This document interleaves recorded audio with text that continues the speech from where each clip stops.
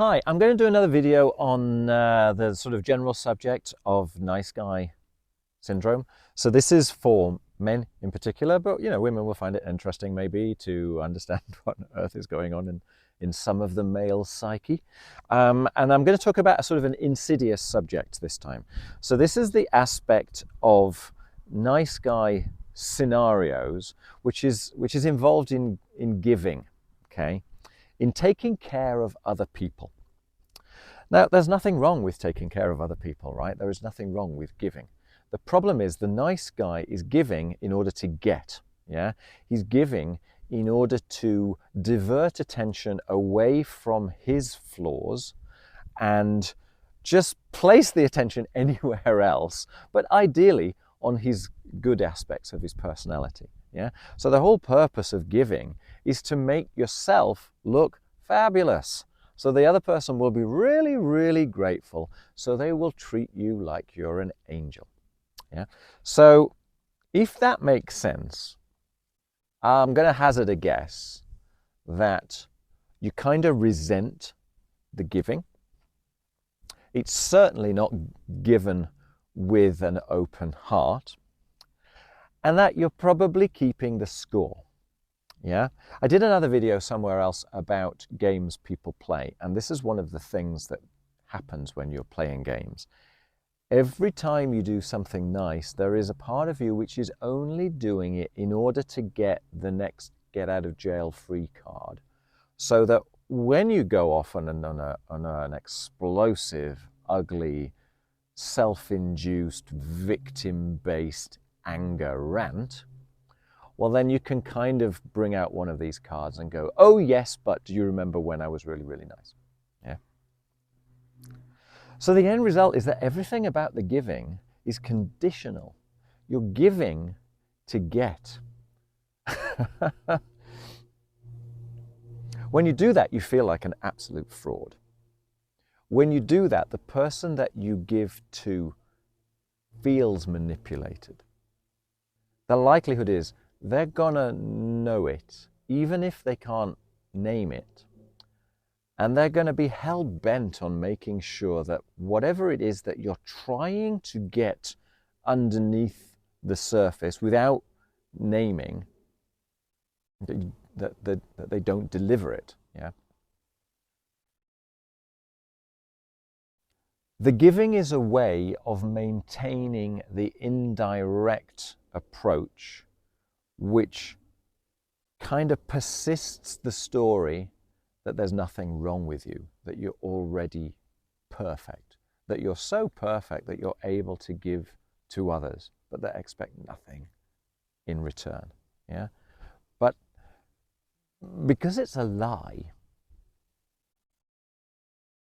it breeds another compounded element of self-disgust. More than that, because it doesn't deliver, you're actually likely to end up getting frustrated and resentful with the person that in theory you're being nice to, the person that in theory you're giving to. So you end up raising the sort of the aggression stakes, even though that's the last thing that you want to do. The irony. So that kind of frustration spills out into sporadic rage, and then you pretend it never happened, that you've got these kind of cards for being nice in the past, and that you'll be forgiven.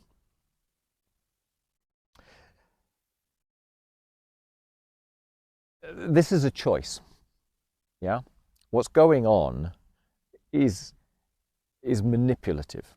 Yeah. There is nothing nice about giving to get. It's incredibly childlike, really. What's going on is there are parts of you that didn't develop.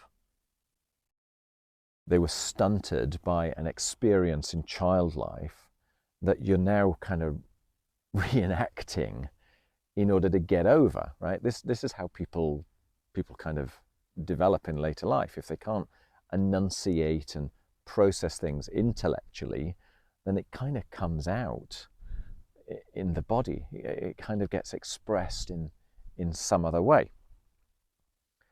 So if you find yourself giving to get, if you find yourself being unable to be direct in your requests, yeah.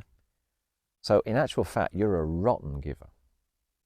If you find yourself being an absolutely rotten receiver, you don't even really know how to receive because, well, part of you is intrinsically bad, this masculine, dark energy.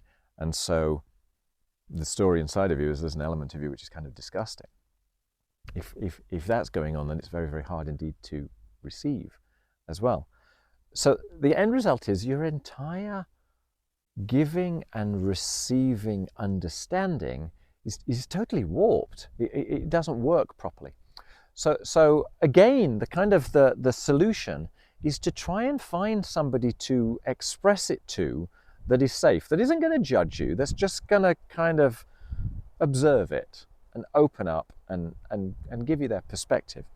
If you can find someone that it's actually enjoyable to give to and who you can receive from, without it being kind of too emotionally or sexually charged, just being an act of giving and an act of receiving, even like an act of touch, you from that can start to rewire the habits, neurons that fire together, neurons that fire together, wire together. So new habits can replace old habits. New habits can become stronger and stronger until actually you don't know that you're doing it anymore. The way to beat shame is by exposing it and realizing that it's not as taboo as you thought it was. So as I've suggested in many of these videos, if you can find someone safe that you can discuss this with, all the better. Yeah, because they may open your eyes or blow your mind as to their response, which is so far away from the toxic truth that you thought was a dead cert. It's all about releasing energy, releasing tension and stories inside of yourself and giving yourself other options. Because the solution that you come up with to give to get doesn't work anyway, and it's more likely that it's going to trigger a sort of a manipulative response in the other person and a sort of a self-disgust in yourself. You end up further away from yourself because you're giving from a place of distrust rather than a place of trust. So you're getting further away from making friends with yourself is basically what I'm saying. When you make friends with yourself and you consider this from a step back, all you're doing really is understanding that the actions that you are habitually coming out with are products of misconceptions which occurred when you were too young to really be able to choose any differently or know any better. And so you're sort of coming to the point of accepting the flaws inside of yourself and seeing that actually they're not necessarily flaws, that they're just aspects of your personality, and that those aspects, like many things, have benefits and downsides. They have pluses and minuses. And there's 1,000 things which are absolutely fabulous about masculinity, which come along with all of the things which are kind of, well, I don't know if they're not so good, but that are potentially, that might be perceived as wrong by others. When you can see that in yourself, when you can see that your understanding of your reality was made up in the way that it was, and that it might be right, it might be wrong, you can similarly see that in other people. So suddenly their flaws become beautiful. Yeah, you're no longer trying to prove yourself. You no longer always need to be right. You can start to question just the words inside your head. You can start to question the ego. When you can relax the ego, then you can really, really become good friends to yourself and good friends to other people, because you no longer have to beat. Yeah, you can just be, and they can just be. Everybody can just be, and everybody can be nice. Yeah. I hope that's of interest.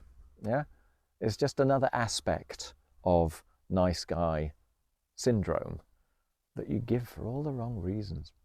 All right, take care. Thanks. Bye.